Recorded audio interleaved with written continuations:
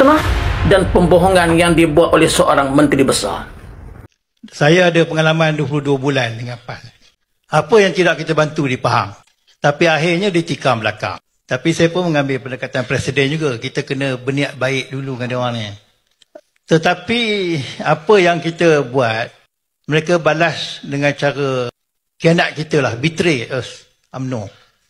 Sebagai contohnya, peruntukan untuk adun, bantuan, projek kecil dan sebagainya. Sebab kita di Pahang, kita surplus. Kita bagi balik kepada rakyat. Tuan-tuan dan perempuan tahu tak apa yang dia buat? Kita bagi 20,000 sebulan.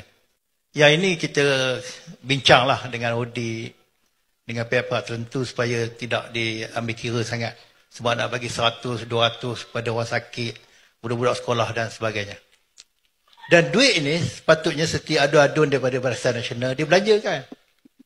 Tetapi mereka tidak belanjakan duit ini. Apa yang mereka buat? Mereka gunakan duit ini untuk Johor dengan Melaka. Saya ada bukti. Kemudian bantuan prihatin Pahang. Lebih kurang 50 juta setahun. Untuk orang sakit, bencana banjir, COVID dan sebagainya. Kita letak dalam kotak. Kotak tersebut adalah gambar saya selaku MB. Tuan-tuan dan perempuan tahu tak apa yang dia buat? Dia letak gambar dia tepek gambar saya atas tu. Punya kurang asam PAS ni. Yang kedua, bila saya tegur itu, mereka tak buat. Mereka buat cara lain pula. Dia buka pula kotak tu. Dia buka kotak, dia letak dalam beg warna hijau. Yang dia bagi kepada orang.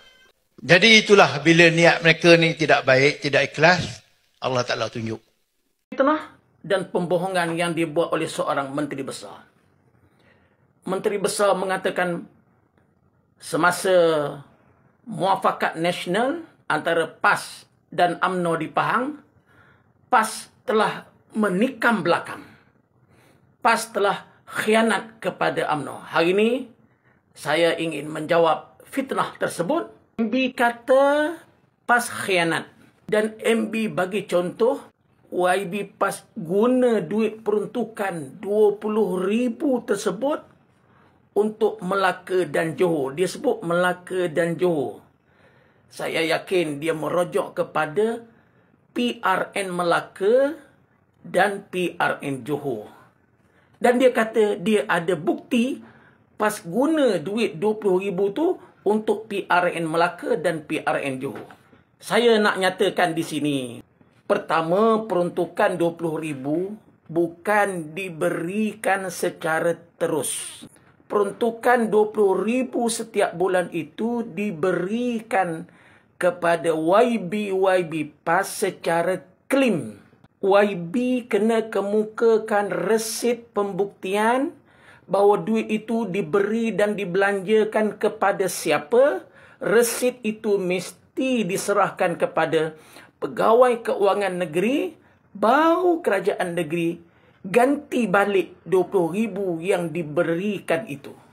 Kedua, peruntukan itu peruntukan khas untuk kawasan DUN tersebut. Kalau dia bagi kawasan DUN jengka, duit 20,000 itu tak boleh digunakan untuk kawasan DUN Cenor atau DUN Luit. Maknanya, DUN bersebelahan pun kita tak boleh guna duit tu. Kita kena guna dalam DUN kita sendiri. Takkanlah kita nak guna duit itu untuk PRN Melaka dan PRN Johor. Lagipun kita ada bukti klaim, ada resit kepada siapa kita bagi dan berapa kita bagi.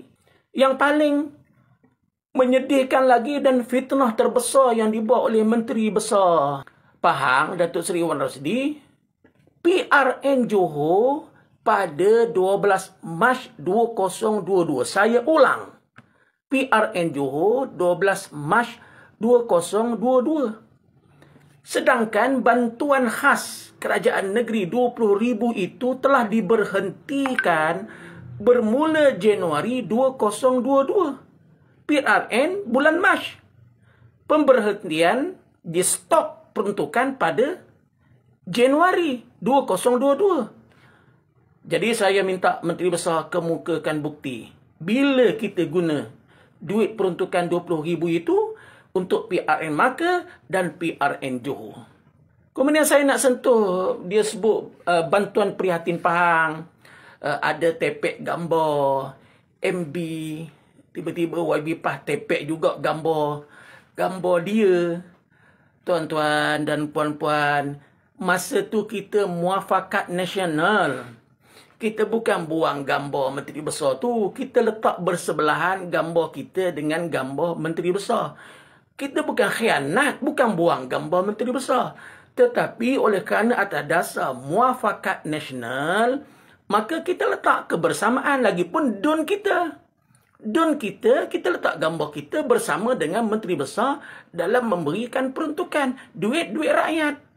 Jadi, MN, muafakat nasional, nakkan kebersamaan pada ketika itu. Tak ada unsur khianat pun di situ. Maknanya, MB sudah menganggap kita khianat, sedangkan kita muafakat nasional pada waktu itu. Kerja bersama untuk membantu rakyat. Inilah UMNO, Barisan Nasional. Masa dia patah kaki, nyawa nak habis dulu, kita bantu dia. Kita hidupkan balik, kita sanggup bersama dia. Bila dia kuat, dia tikam kita, belakang kita pula. Jadi saya harap MB berhati-hati dalam menyatakan kenyataan. Kita pun nak kena rojok kepada peguam boleh saman ke atau tidak. Sebab kita tengok dalam media sosial, ucapan MB itu telah di-delete di TikTok dan di page Facebook mereka. Semoga penjelasan ini dapat memberikan pencerahan yang sebenar kepada rakyat. Pastikan PRN di 6 negeri ini kita tumbangkan Pakatan Harapan dan Barisan Nasional, UMNO dan DAP. Sekian. Assalamualaikum.